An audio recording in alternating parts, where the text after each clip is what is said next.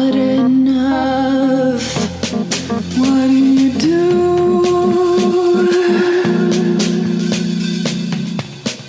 What are we here for?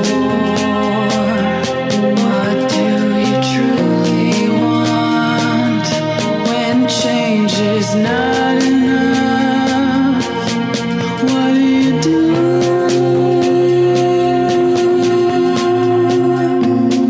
Let's talk about it, the problems we face. Let's fight hatred, no time to waste. The mind is naked, we can see it without an x-ray.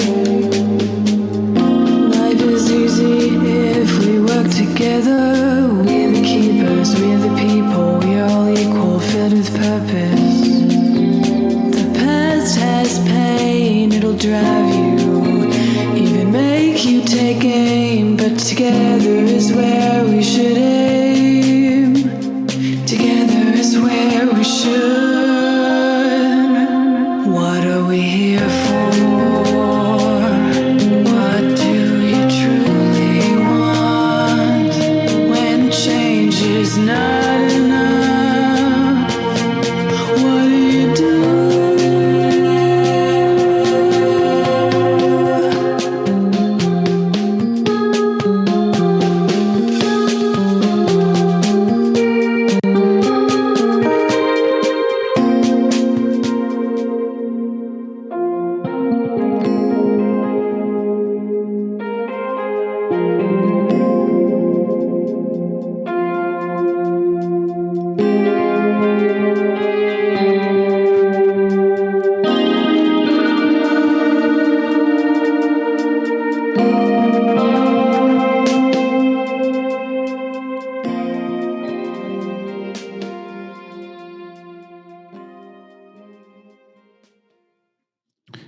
Welcome back to another edition of the Be Forever Cool podcast. My name is Rex45. Tonight we got some exciting stuff to talk about. Seems like every time we get on the show, I say we have some exciting stuff to talk about. I guess because most likely racing is exciting. Exciting to have it back. The World Superbike just happened this past weekend. It was some fun races to be seen.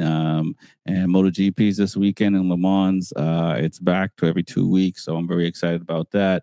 I can't be having the lulls that we've had because it's only been one, a 3-week break when the season first started. So very excited about that. But before we introduce the guys on tonight, I want to thank the listeners for liking, subscribing, for joining the Patreon and supporting the podcast. And I hope to continue to do that. So please go to the website, beforevercool.com. In the top right, you can become a member. It only costs you $1 a month. Or you can do a one-time deal as well for $12 for the whole year. It helps to grow this program and continue to bring good content, enjoyable content that you can just listen in your car ride or whatever it is that you're doing. I want to thank the affiliates, Woodcraft, just Woodcraft. I mean, if you're in the racing community, you know what Woodcraft is. Go to their website. You can scan the QR code, whether from beforevercool.com or from IG or from wherever we're pretty much everywhere. Scan the QR code, mention Rexy if you don't want to scan the QR code, if you're old school and you still pick up the phone and make calls and stuff like that. Help support the channel as well. Also want to mention Mark 10 Motorsport from Pirelli. Gotta get Pirellis for the track, man. I mean, I've ridden on Michelin's, Bridgestone, started on Dunlops, and I'm on Pirelli, and I like the Pirellis. I like how they stick. They're pretty consistent when they drop off. You don't have to really. There's no guessing, especially for a new rider. More experienced riders, they will tend to have a better feel. Newer riders are kind of always like, how do I know when my tire falls off kind of thing? And you kind of sliding, coming out of the bowl, kind of sliding a little bit like I used to do. You know what I mean? It's like, okay, I think it's done. So definitely check out Mark, any of the Pirelli folks and get some Pirelli tires. That's all the public service announcements for tonight. Let's get this thing on the road. on the show on the road. With no further ado, Harry, man, welcome to the show. How you doing tonight, man? Doing good, man. Ready to get busy, man. I know I'm ready for whatever topic, man, because it was a great weekend in superbike racing, man, and I got a lot of stuff to talk about, man. That's what's up. That's what's up. Do you follow basketball at all? I mean, Houston. Do you have anything to say about Houston? Yeah, I think KD gonna end up leaving, man. I can't believe the Lakers came in and beat them. For sure, I thought that Houston had the better team, but it seemed like old man LeBron still got it.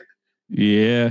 It's pretty wild to see, but it's tough, I think, because I think that Houston has a pretty good coach, but LeBron is like a coach in his own right. So you got JJ Absolutely. and him.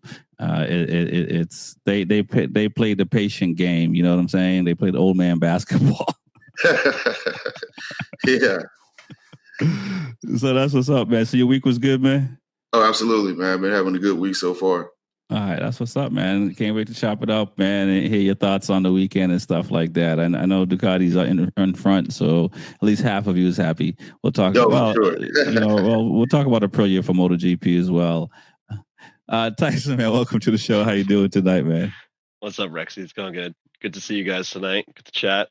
Yeah, man. Likewise, man. It's we got our technical difficulties, and it's not always easy, Smitty and his difficulties every night. It's tough when it's technical issues. But we'll get it resolved. I think that must be me wearing my tech hat. We'll figure it out eventually. Yeah, you'll figure it out. Eventually, yeah, I'll show up and do some troubleshooting and get it going, man. You're excited were you excited about World Superbike and are you excited about MotoGP coming up? Yeah, I caught bits and pieces of the World Superbike races this weekend. They were pretty good. I think was it race 2 or the Super Bowl race where there was the red flag. Yeah. I was excited for that race, and then that red flag came out, and I was like, all right, well, Rebecca Bulliga winning everything, so here we are. But I'm excited for France again. And I see that did someone post in the group chat that there's rain this weekend in France? Oh, yeah. I think Zarco can pull it off again. Listen, man, I'm not saying anything, but I think so. It was just like I forget what the percentage is, but it was like 79% or something ridiculous on Sunday. Heavy rain on Sunday, light rain on Saturday. So, yeah, man, mixed condition this weekend. But we'll go around the horn, so to speak, and hear your takes on World Superbike, and then we'll jump over to MotoGP. So, Harry, man, what are your thoughts on the past weekend and all the shenanigans that happened? Okay, so let's just start from the issue with BMW, man. BMW had a big time issue. I don't know what happened. We can start off with what happened to Petrucci with Sofalone when he injured his ribs or something. Right. On the Yamaha. Who's that? Safagalu, right? Yeah. And it just started off from there, and I was just like, man, BMW just did not have a good weekend, and I think, and to move along with the BMWs, I think the marshals got it wrong, because it was actually the issue with Oliveira. Yeah. That was actually Sam Lowe's really caused that problem. Yeah. And they gave Locatelli those 2 long penalties, and they never came back and corrected that. Yeah, you're right. Never came back and corrected it. And I'm just like, wow. Because, at first glance, you saw what had happened, wow. He's like, wow, what happened? How did Locatelli do that? And then all of a sudden, then I watched it again. I was like, nah, that was Sam Lowe's, where he just lost that front and his rear stepped out on him, hit Locatelli right into Oliveira. Right. But it was go ahead. It's like walking down the hallway and your friend pushes you into a girl, right? Right. That guy. He's nowhere to be found. Right. And the BMWs just couldn't catch a break, man. I hated to see that happen. Oliveira being in third place, and then he trying to battle the Ducatis, and all of a sudden something like that happened, man. It's super duper unfortunate, man. And having a concussion and then watching that, and then all of a sudden when I saw that, and it just takes you how far helmet technology has went. Because I watched what happened to Simoncelli like after that, and like I kind of like watched both things that happened, and just to see how his helmet came off versus what happened to Oliveira's, like, man, the technology for helmets have came a long way, because that was almost a similar incident that happened. The freaking motorcycle ended up coming on Oliveira, and helmet still stayed locked in. Nothing ever happened.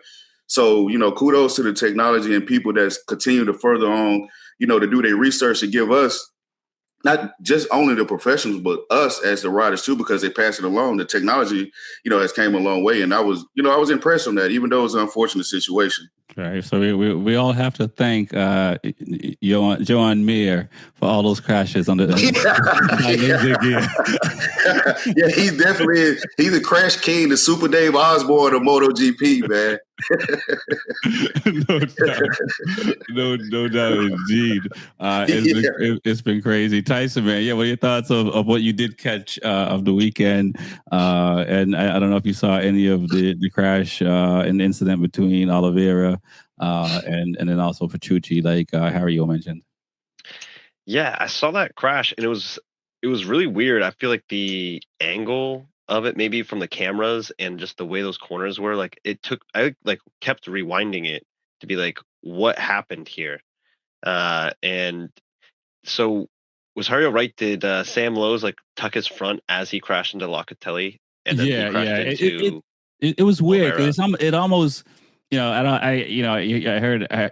Hario mention, similar accidents, but you look at the accident where PJ Jacobs had on the V4R, and how the bike bucked, right? Like kind of did that sideways. I'm not used to seeing bikes do that. And I don't want to say Sam Lowe's did the same thing, but it was almost like the bike went sideways, instead of, like losing the front and just kind of, sliding out.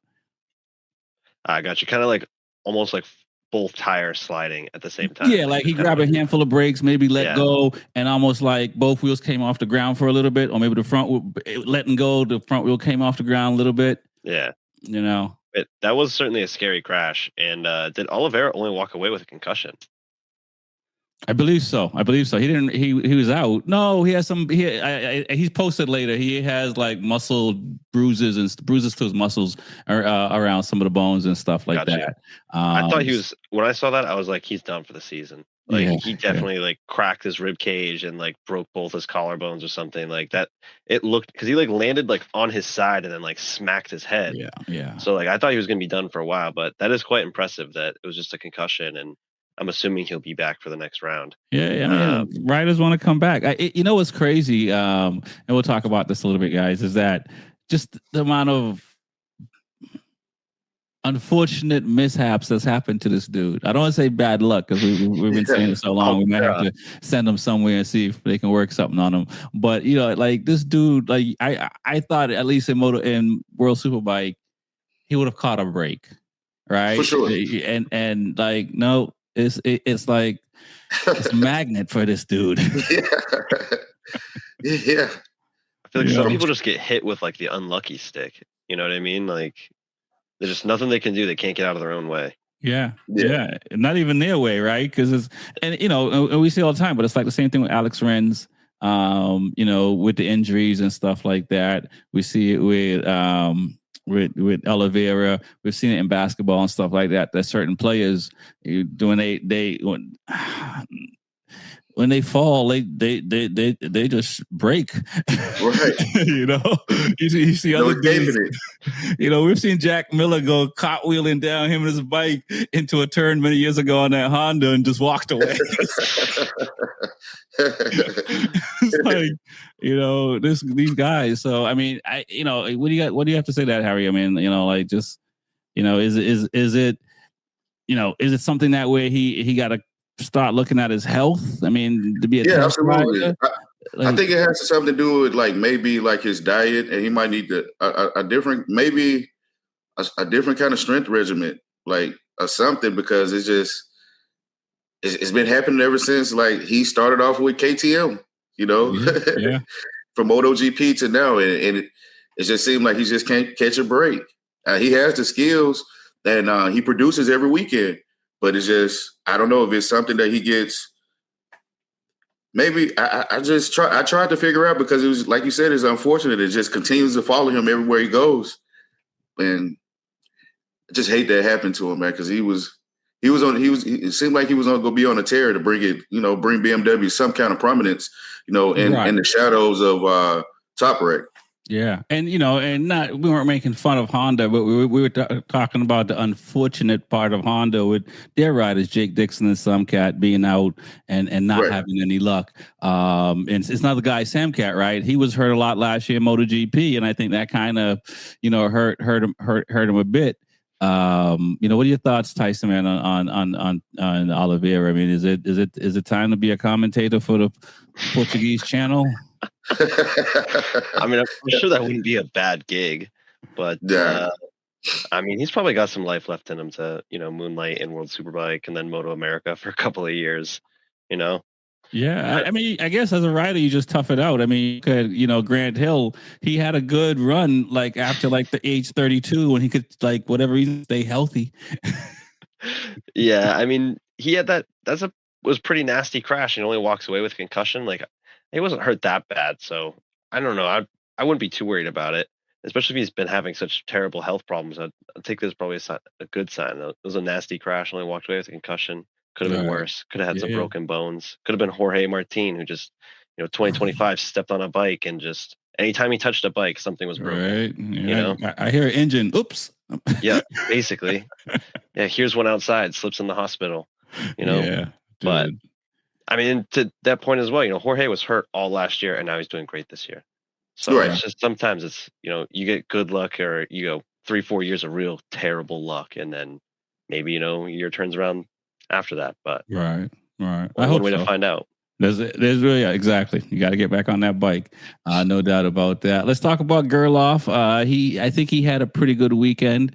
I'm pretty sure race 1 he would like to finish further up the ladder, but race 2, he had to fight in them. Yeah, he did.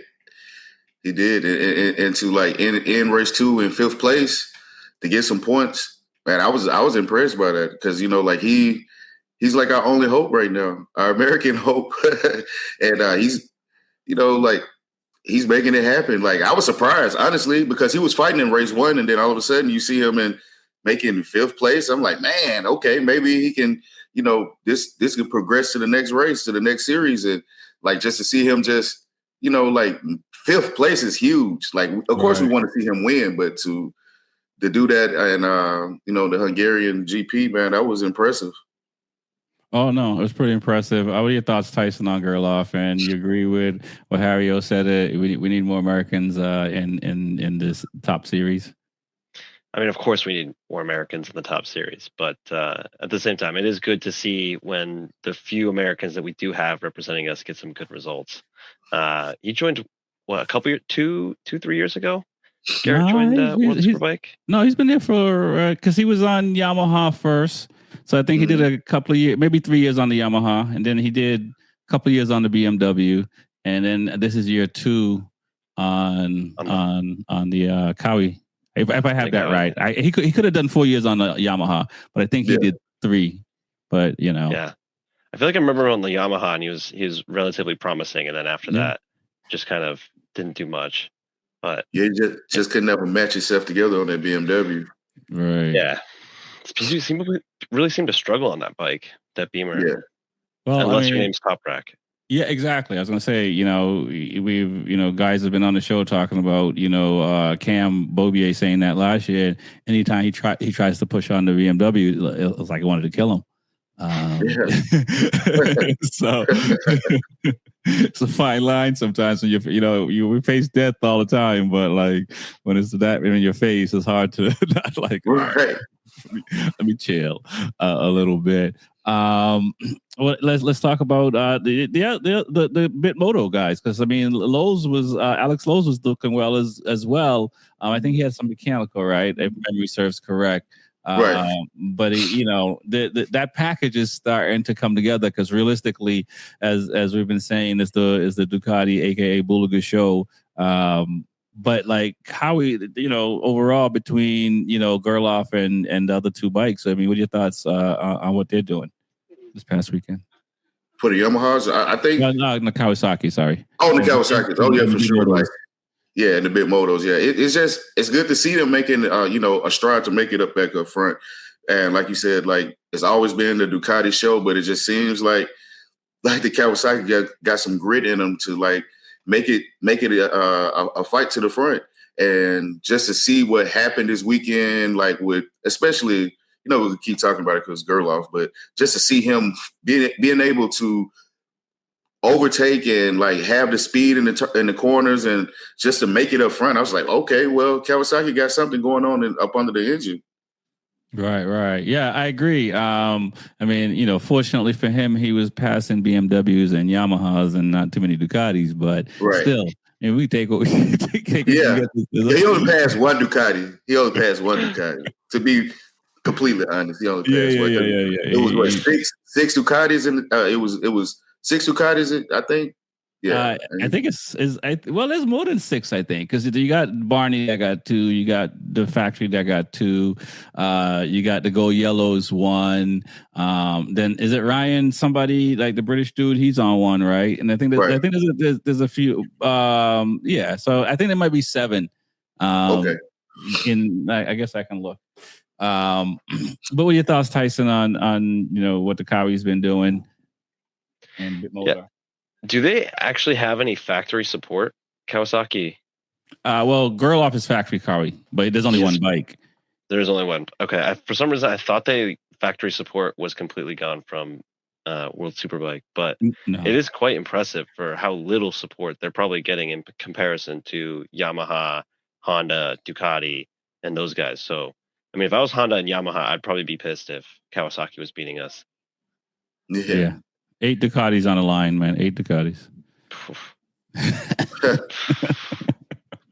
So it's tough, and for them to do that, because we would have hoped that Honda would have been doing something better, because I think Ika and Xavi last year showed that the Honda could be a 7, 5, 6, 7, if my daughter was here, bike.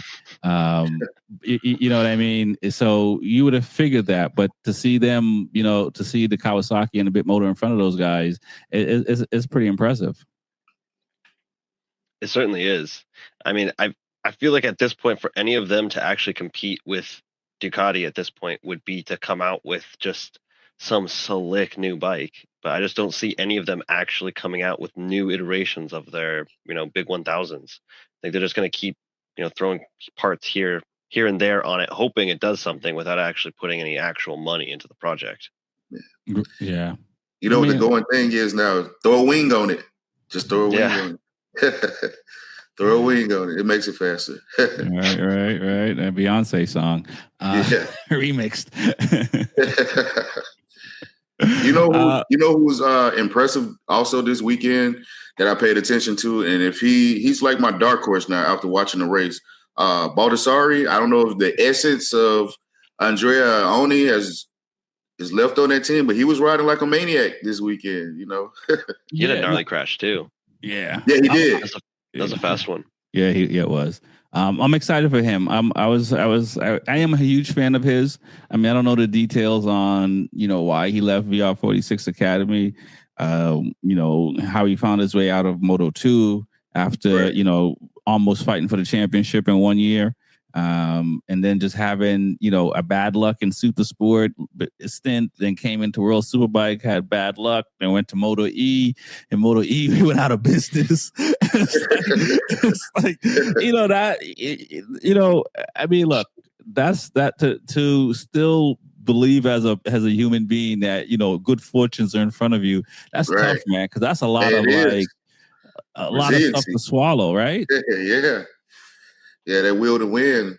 and he was like, I like the way like he's rough, like he doesn't care, like he want to rub shoulders with you, like and he was making it.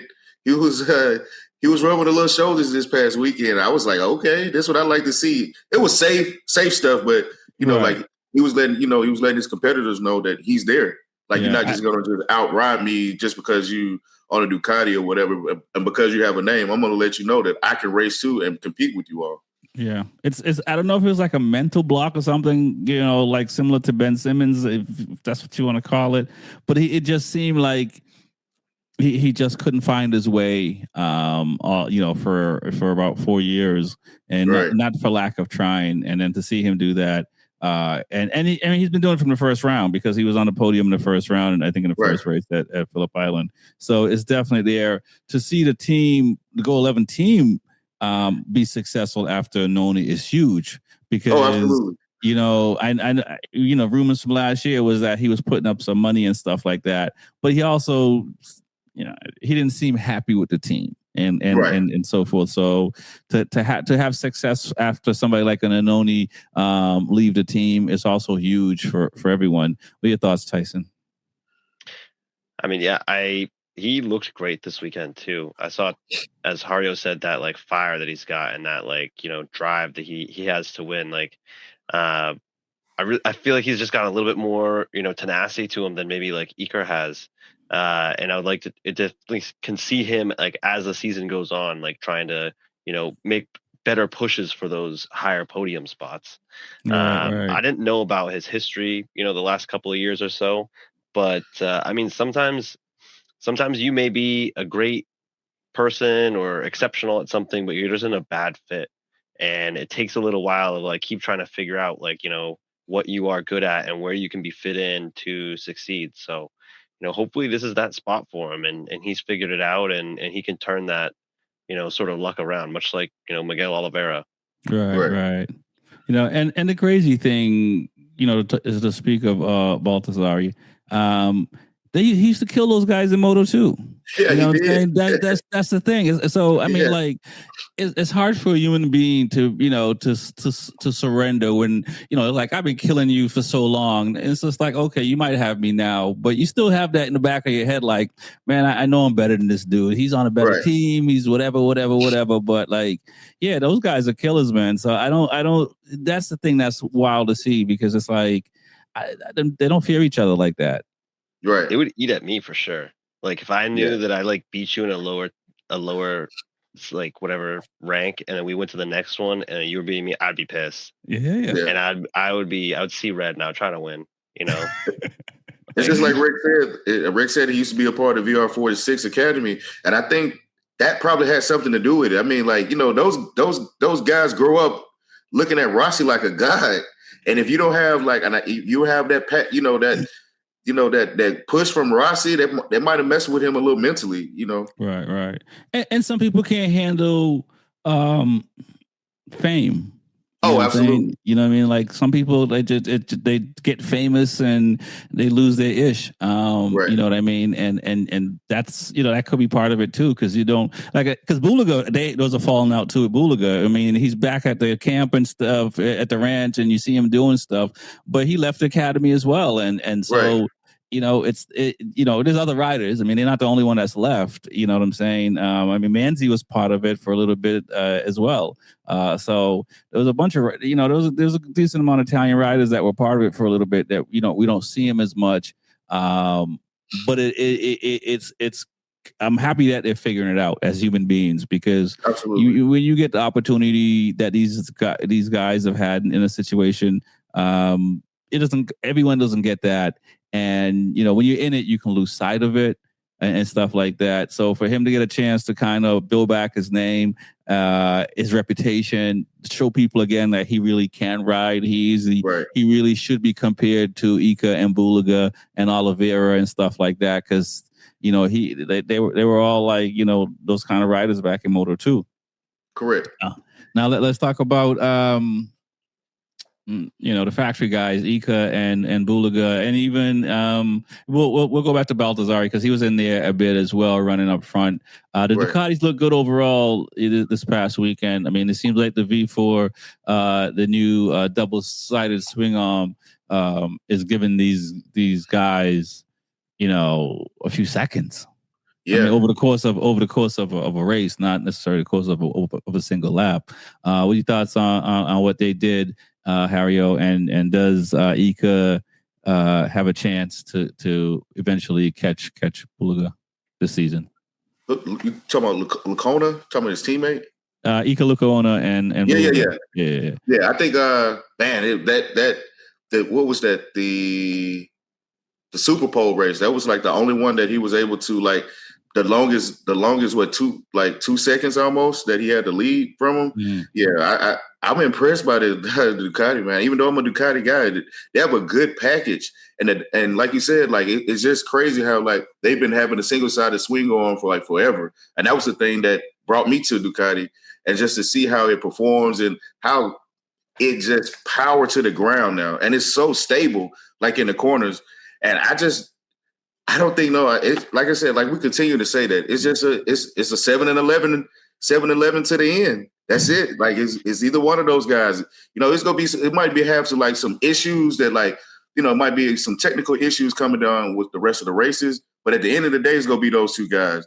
And that factory team, it's impeccable, and you see it on display every weekend. And it's Bulaga's to win. But if he has one slip up, his teammate is going to cause him, cause some problems for him, and might, as the rounds continue, might win a championship.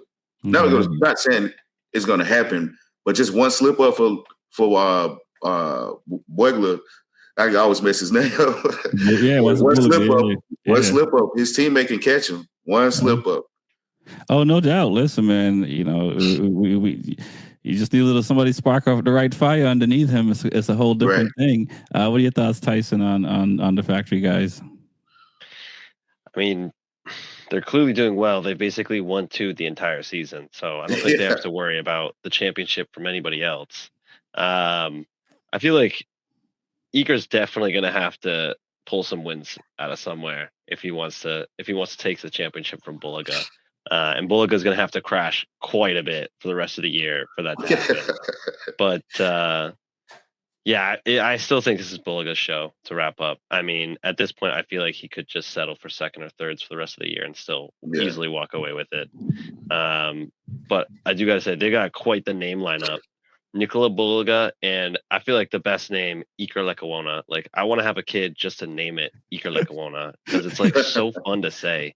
Right. Like, I hear it and I like say it to myself when I hear it. Right. Definitely. I agree with you there for sure.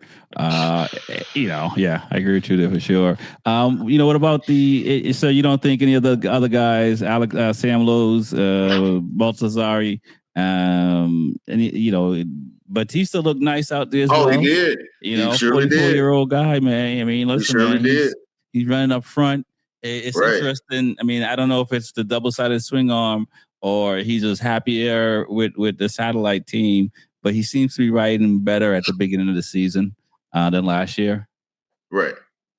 I think, like you said, like he's the old man on the in the grid now, right? Yeah. The oldest man in the paddock, and he's a champion. He's proven. So it's not like he doesn't know what to do, but he doesn't have I don't think he has the right people in his garage to help him battle those top guys. But he's gonna ride the best he can, and he's gonna cause them problems. Yeah, I agree. He probably he could steal 1 or 2. I think he could steal. He might steal 1 or 2. Especially with Oliveira out now. And when they go to some of the more familiar tracks to him and stuff like that. What are your thoughts, Tyson, on the rest of the Ducati guys?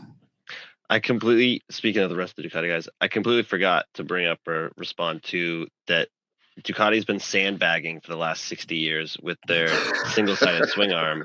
And they're just like, finally a worthy challenger with Toprak, and they're like, let's get rid of it. And then he leaves and they just dunk on the rest of the grid.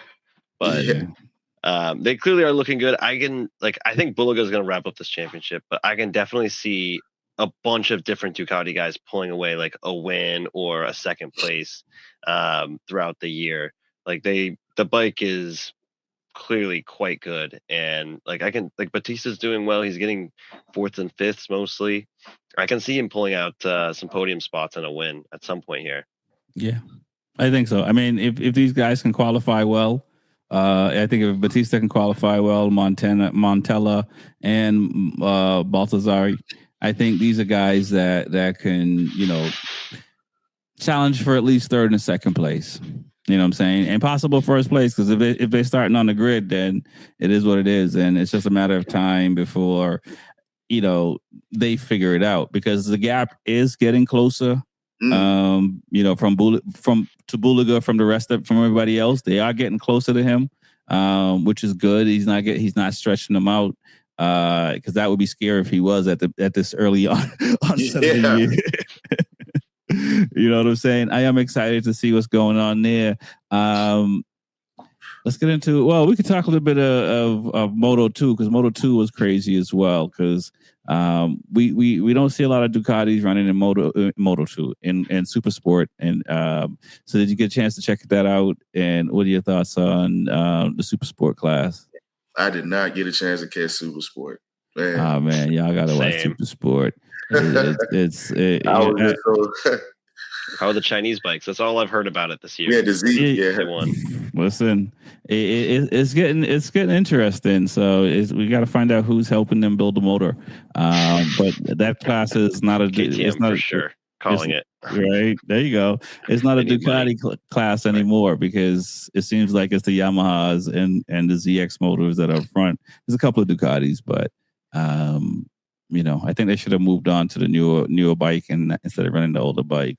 But we shall see. Let's talk about this weekend coming up, guys. We got MotoGP in Le Mans. I like Le Mans because I like saying the name, but also I think of car racing first. But for sure, to see motorcycle racing there, and to see over the years now of watching, I can't believe it's been 8 different winners in the last 8 years.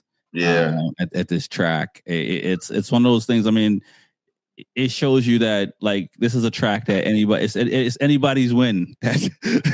You go to a certain track, Jerez, you're like, all right, Alex Marquez, Mark Marquez, maybe Martin. Here's a track where the guy in 15th place is saying, hey man, this is a track I might have a shot, because there's always statistically it's been a new winner every year.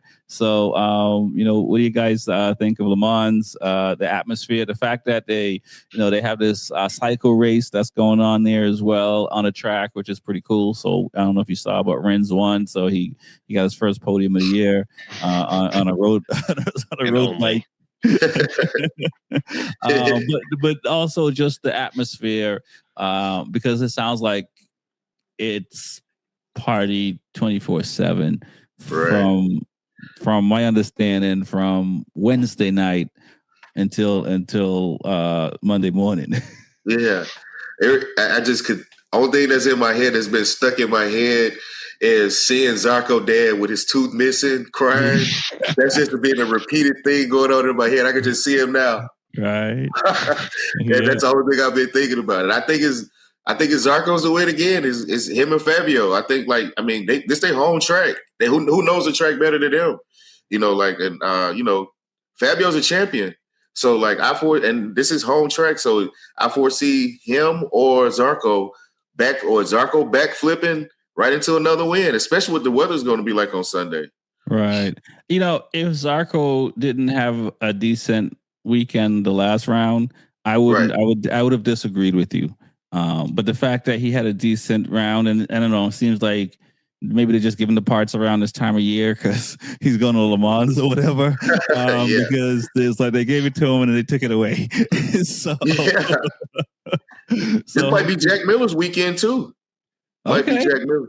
All right. Might be Jack Miller, because he's a good rider in the rain too, and these kind of conditions. So he's somebody I want to really pay attention to this weekend, because he's still kind of under the radar, but in conditions like this, he always push it to, he always take it to the top guys. So I look forward to seeing him doing something impressive. All right. Well, I would if he wasn't on a Yamaha, I would agree. If he wasn't on a V4 Yamaha, I would agree with you.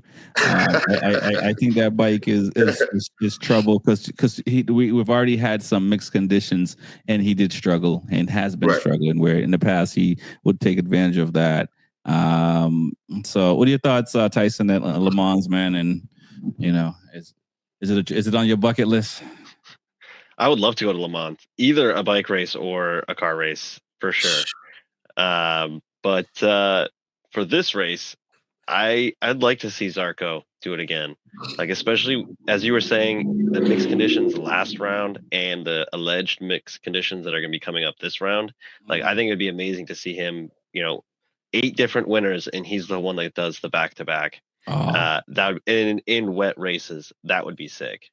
Yeah. But I was thinking just to go with the 8 different winners, let's make it 9. I was thinking like Diego Moreira or Ayagura first wins. Ooh, man, that's a good one. Yeah, that's a good one. Because that Aprilia is slick, and I can see getting it. But then also just out of nowhere, like the Honda did well there last year and in the wet, and just a random, didn't even think it was going to happen. Diego Moreira. Yeah, that is possible. I can see that. I throw Raul Fernandez in there as well. Absolutely. He can sneak one in, and especially if after what we've seen already this year and some of last year, it's hard to predict what is going to happen once they leave the grid because we can't predict with the weather. With those crashes or one thing we know, Marquez is going to kind of out. It'll be odd if he doesn't outsmart everybody, right? Oh yeah, that's the one thing we've seen so far. He's been able to outsmart everybody, and so maybe some of these riders are just gonna be like, "Hey, man, I'm gonna follow what Marquez does because he seems to know the rules." Yeah. He's got something up his sleeve. Maybe good gracious, man. Right. So let me ask this: I mean, who have the most to prove at this point in time for this weekend, right? I know we can't control the weather, but who really needs to stand out this weekend? Whether they need to, at the moment we know Alex Rins doesn't have a seat. I think we're unsure about Miller having a seat. I think those are the 2 guys right now. I'm trying to think of anyone else that's going to be out of MotoGP, but these are folks that I would say would have to start trying to fight for their career. Anyone else that you see? Mir is Mir on the contract? Yeah, Mir signed. I think he's going to be signed with Honda again for a couple more. Yeah, Rins for sure. Because man, those guys in Moto 2 are ready. Like Senna and David Alonso, they're taking somebody's seat. So I don't know. Is Zarco on the contract? I don't think Zarco. Yeah. I think Zarco. I think Zarco might be good. I think they're working out the details. I think he's trying to get a factory deal, but it sounds like he's going to be there one more year. He's just trying to guarantee parts or something like that. I don't know if they're ready, man. I don't know if those Moto 2 guys are ready. Those 1 year, 2 year guys in Moto 2. I don't know if they're ready. But what are your thoughts, Tyson, on who needs to show themselves out this weekend? Yeah, I got to agree with Rins, Jack Miller. I don't feel like they're going to keep their seats regardless of how they perform in the next couple weeks. I think they probably could win a couple races this year, and they're probably still going to get sacked. But I'd like to think Frankie Morbidelli. I want to see some more out of him this year. Like, he was doing so well at the beginning of last year, and then I feel like I just don't see him. Yeah. He's nowhere. At least he's not murdering people. That's good. Like, that's a positive start to this year. But I want to see not murdering other people and good positions. Good finishes. Yeah. I think they made a mistake on not going with the 25 bike and keeping that 24. I think we're seeing the 24 between Aldeguer and Digia struggle on that 24 bike, and they may. I don't know if they would still struggle on the 25 bike, but even Pecco's still, for the most part, doing better than them on a 25 bike. You know what I mean? So I think that's the competition is caught up to the 24 bike. Absolutely, without a doubt. Yeah.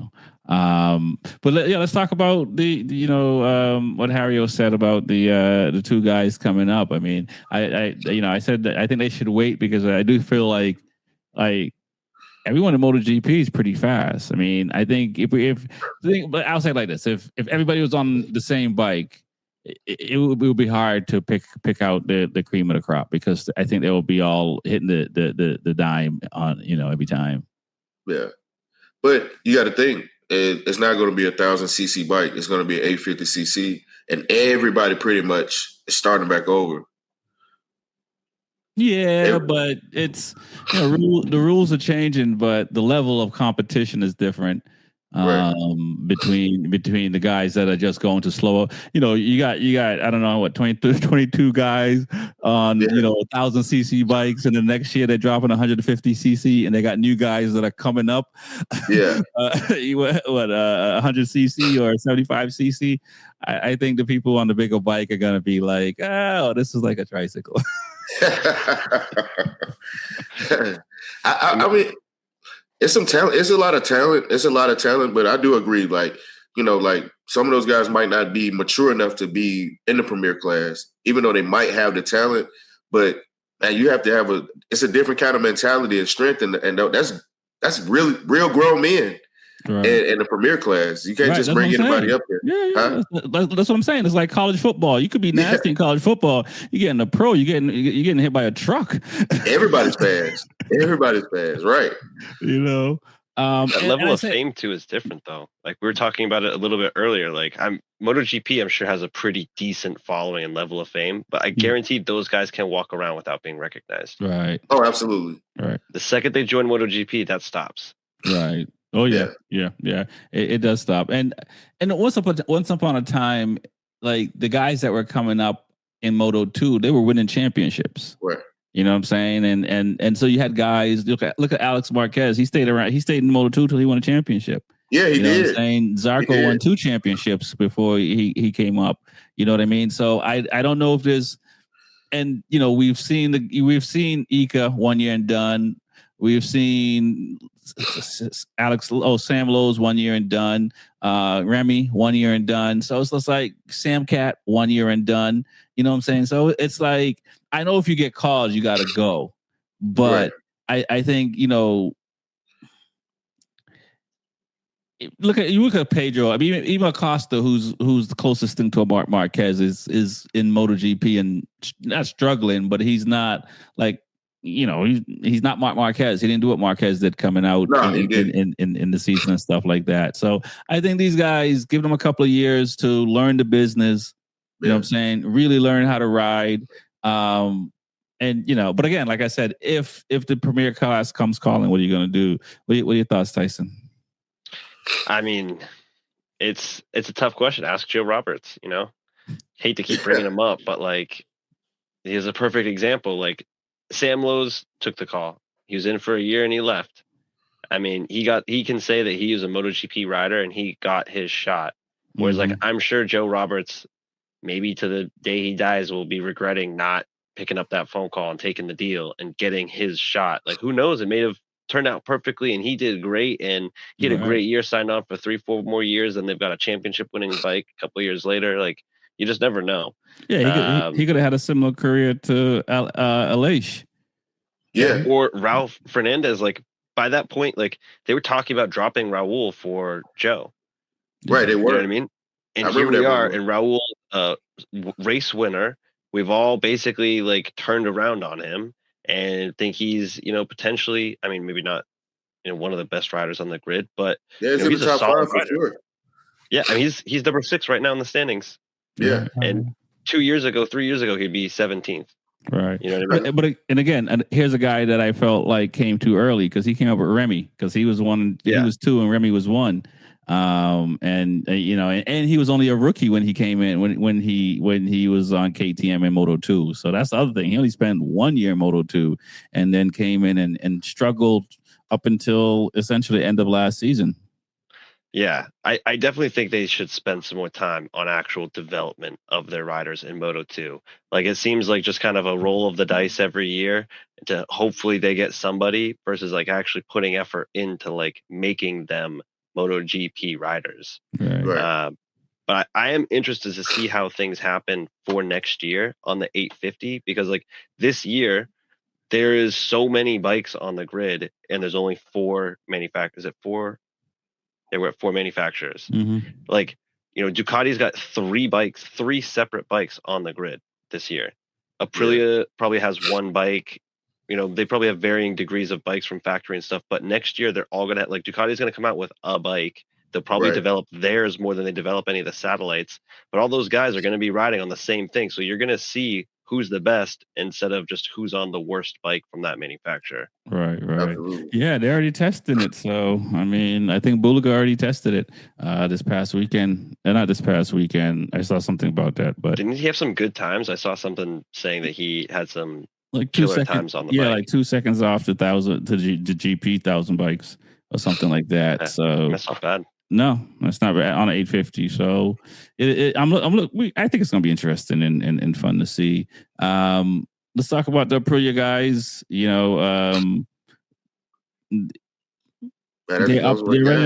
running away with the championship at the moment. Round 4. Is it just more maintain? Keep it upright, finish the races. Don't fight with Mother Nature.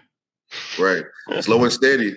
I was watching something this weekend, and they were saying that like how Bez has the heart of a champion, how he's won't risk it, to try to like fight. If he's in a good position, he's just going to try to get the points to try to win a championship. Right. And I said to myself, like, man, he's making the smart decision because he don't want to lose. He actually want to win the championship, man. He has what he's doing right now. If he continues on, especially with this weekend, with everything we've been talking about, especially about the weather, if he has that same mentality just to finish the race, no matter as long as he can get on the podium, then it's going to be another Aprilia shutdown. I mean, they're going to probably shut it out again. I don't know. I think 2 and 3 could be an Aprilia guy. Right, 2 and 3, but for sure, I think Zarco got it though, man. Zarco. Okay, all right. What are your thoughts, man, on Aprilia, Tyson? What they got to do? I think they still have to, put some gas on it. I mean, there were 4 races in. It's a 22 race season, 24 races, something like that. Right. Like they're maybe 15% into the season. Like World Superbike, a third of their season's over already. Right. You know what I mean? So like there's still a lot of racing left in MotoGP, and I feel like they still have to like Ducati might not be dead. You know what I mean? Like they could get, maybe a good couple more races, then all of a sudden Ducati finds some sort of stride with some developments and they start winning races and the championship gets pulled right from their fingers. Okay. So if they want the championship, I think they need to at least get to like the halfway mark with a real good lead, just to make sure there's no chance that there's no fight left in Ducati. I agree. I think you have to. I mean, I agree with both of you guys because I think Bez has sat in Moto 2, even Moto 3, and watch Frankie win on a Yamaha. Then he's watched Pecco come win 2 titles and set records. So they have the formula. I don't think he's like, well, this is what we do. I mean, this is what Pecco was doing. I'll get out by a second and a half and manage the race. Right. That kind of thing. And if I can't win, I'll manage second place or third place. I think, but they do have to push because you're right. Ducati's not going to just sit back and say, you got this one, guys. They're coming. They're going to, and they should.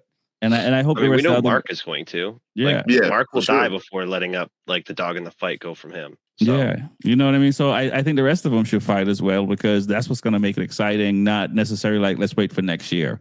Because that, like phoning it home this year, it's not good for entertainment. It's not good for us, the fans.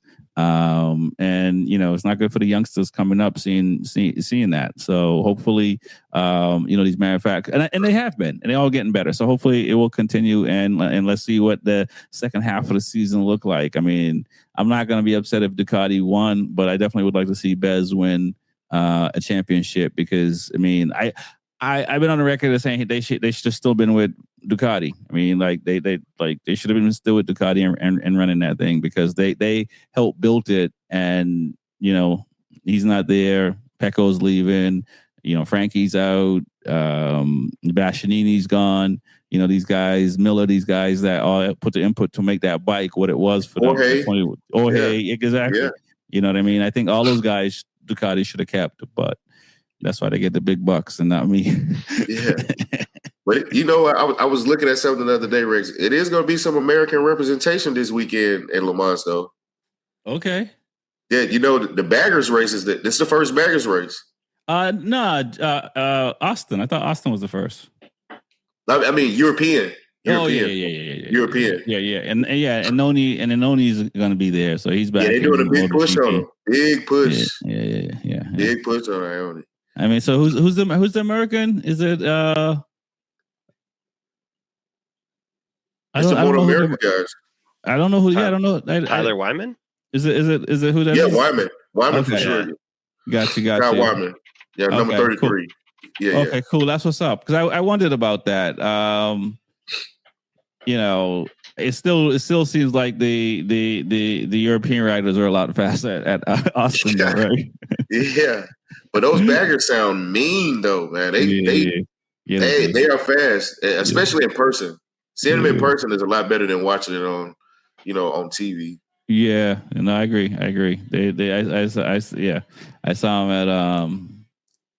at Road Atlanta. Now, it's pretty wild to see. Yeah. So that's what's up, man. I'm looking forward to it. I guess let's talk about KTM woes. KTM what woes? Woes, yeah. Yeah. You seen it? I seen something about that Tech 3 team might be taking away and going towards CF Moto. Oh, that'd be wild. Yeah, I didn't see that. Yeah, that's what's been the big talk. Wolf, what was the guy? Not Wolf. The guy that used to be in charge of the F1 team. Sorry, who? The guy that used to be Honda's, the Red Bulls CEO for the F1 team. That he's in the paddock this weekend. Yeah, I forget his name. It's not Wolf, is it? Christian something. Christian Horner. Yeah. Okay, yeah. I don't know why I was thinking about David Wolf. No, the Wolf is Mercedes. Okay, Wolf is Mercedes. Yeah, it's been big talk about. That's why he's been walking in the paddock. There's been rumors of CF Moto taking over the Tech 3 team and him being in charge of it. That was the rumor this week. Isn't this what Travis said last week? Didn't he say, I predict this, in the next 2 weeks, CF Moto buys Tech 3? Yeah, he did say that, but it was just like been put, and you know who was on the front of it. You know who number they had on it, and for the 850 CF Moto, David Alonso. Oh yeah, I saw that. Yeah, I mean, look, man. Listen, we're seeing what ZX Moto is doing in World Supersport, so anything is possible. I would like to see more players on the grid. But a new manufacturer coming in is going to be awesome. I mean, I've seen some things mentioning Kawasaki. Kawasaki might come back, but Kawasaki got those government contracts, man. They really don't. They really don't care. They care about it, but they don't care about it. Yeah. I was schooled on how much money Kawasaki has. Yeah. They don't. Their money's longer than the rest of them. So it is. Nobody. Huh? Kawasaki Heavy Industries. Heavy Industries, but there you go. Because the Kawasaki motorcycle brand is like 0.01% of their business. Yeah. So but to have another brand in is good. It's good because when we're looking at the old races and to see all these different bikes and manufacturers in MotoGP back in the day, it was pretty cool to see. I mean, I was talking about this yesterday. I think it was yesterday with the guys, and it's just like what would you want to you want to see people in the sport that love the sport, right? That guys that are sitting here trying to figure out how they can squeeze more horsepower or they can figure out whatever. They don't care about the money. Because those little guys and women that build a sport that just do it for the love and they're trying to build something versus, and I call them the suits, but the money versus the folks that have the money and they're they justify success by profits. Correct. That's how the sport gets messed up because they take the heart and passion out of it because they only see dollar signs. Right. And then you got people like us that truly love the sport that just want to see like, that the storylines behind it. You know what I mean? Not so much with like, hey, we give you $1 billion, you win.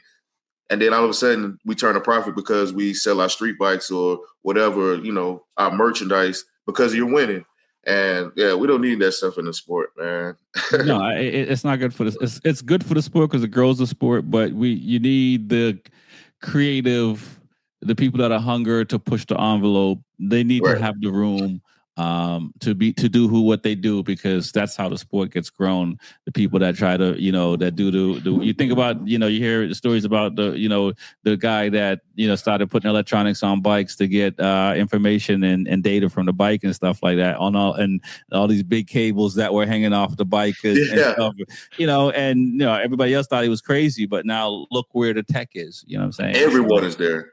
Even our own street bikes, they'll send us, hey, you want to do a tune?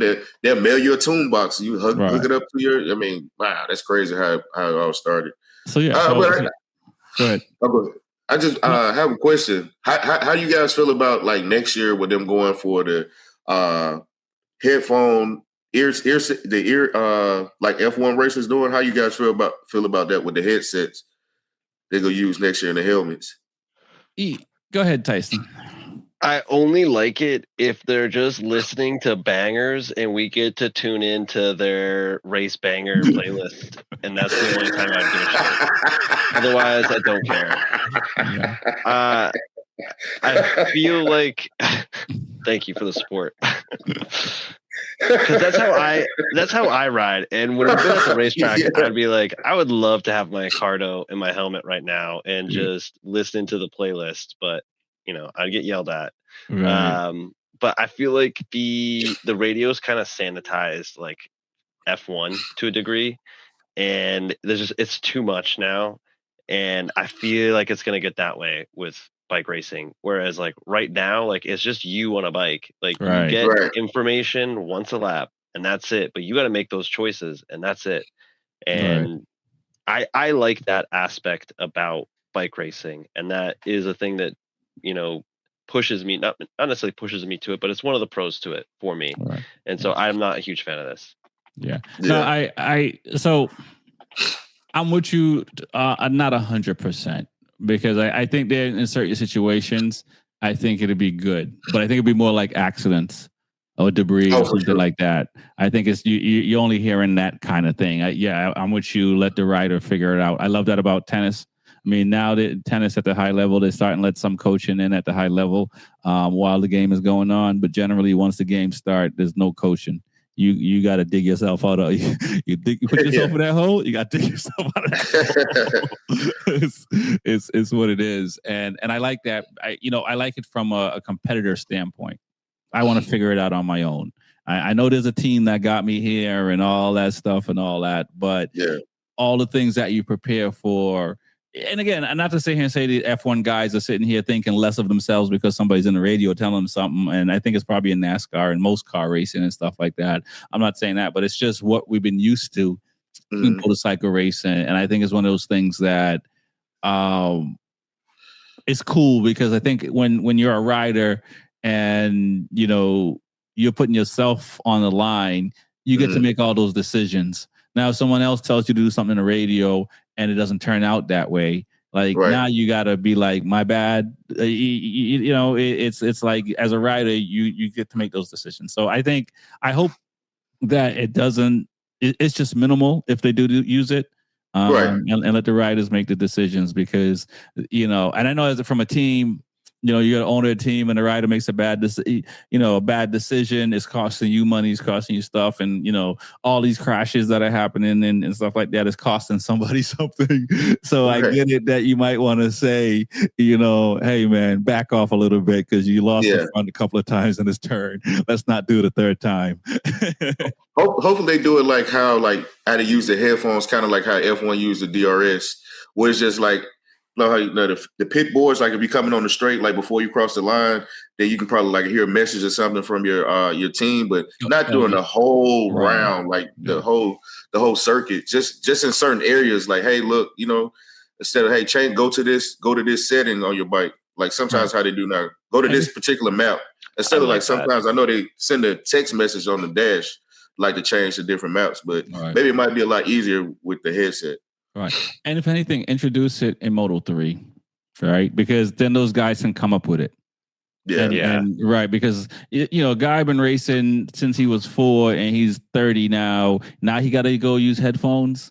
Right. That's something he's going to have to get used to, and not just him, a lot of other guys. And it may take them a little bit to adjust to somebody in their ear, because who knows, maybe they're humming a different tune when they're riding, and they got their own method of enjoying themselves and getting them in that right place. Yeah. I think it would be cool. I think it would be cool, but you guys hear the adage that, like, with Formula One, that it's like it used to be 30% driver, 70% car, and now it's 10% driver, 90% car.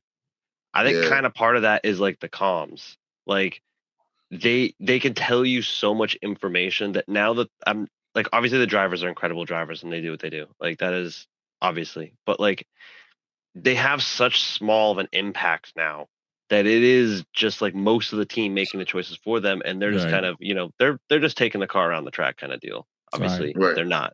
But when you don't have the comms for like bikes, like, you are such a bigger factor to your team, and like that is part of being a team player, is like you as the driver have to take into account the mechanics and your team manager and what those decisions might affect. And sometimes you have that decision to kind of be like, screw it, I'm going to go balls to the wall. I'm going to win this race. And sometimes you win that one and sometimes you lose it. But that's what we all tune in for. Right. Yeah. They're trying to do whatever. I think Liberty Media is trying to do whatever they can for the fan experience. Yeah. And sometimes when when people make decisions like that, I feel like even car manufacturers, I feel like they should do this. They should like actually ask the people, the consumer, like, what do you think? Take a vote and poll of what do you think we could do to enhance something, versus you just randomly in a think box coming up with an idea. Because ultimately it's about the fan experience. We're the one that's actually giving the prominence to the sport. So, and I think like sometimes the suits get away from that. It's about the fans. It's not so much about you creating, even though you're creating something for us, it's about our experience, how we intake it. Profits get in the way of passion. Exactly. Absolutely. Put that on a t-shirt. Who are you guys rooting for this week, guys, as far as your number 1, 2, and 3 for the weekend? We'll start with Harry-O. Bez, Zarco, and Alex Marquez. All right. That's what I foresee. Nice. All right. I thought you'd have said Zarco, but I did say Zarco. Okay. Oh, I did. All right. The Bez, Zarco, and Alex. Oh, got you. Yeah. All right. What about you, Tyson? I'm gonna go with Zarco for sure. I do like Bez. We'll do Bez as well, and then just because I hope he's doing better and he keeps it up, I'm gonna go with Fabio. Okay. Fabio? Yeah. Okay, that's what's up, man. Sorry, the gin and tonic, to be clear. Gotcha. Not Quartararo. I wish I could say Quartararo, but that Yamaha sucks. Yeah. It's a tough one. All right, we're gonna see what happened, man. I gave my picks already, and I forgot what they are, and I don't want to mix them up. So I think it was pretty much Alex out, not Alex. Bez. It's all Aprilia. I think Aprilia has a pretty good shot. Well, guys, I want to thank you for coming on. I really appreciate it. My name is Rex45. It's the Be Forever Cool podcast. I want to thank Harry-O from Two Wheels One Chain, Tyson from up north. Thank you guys for coming on. Peace. Yes.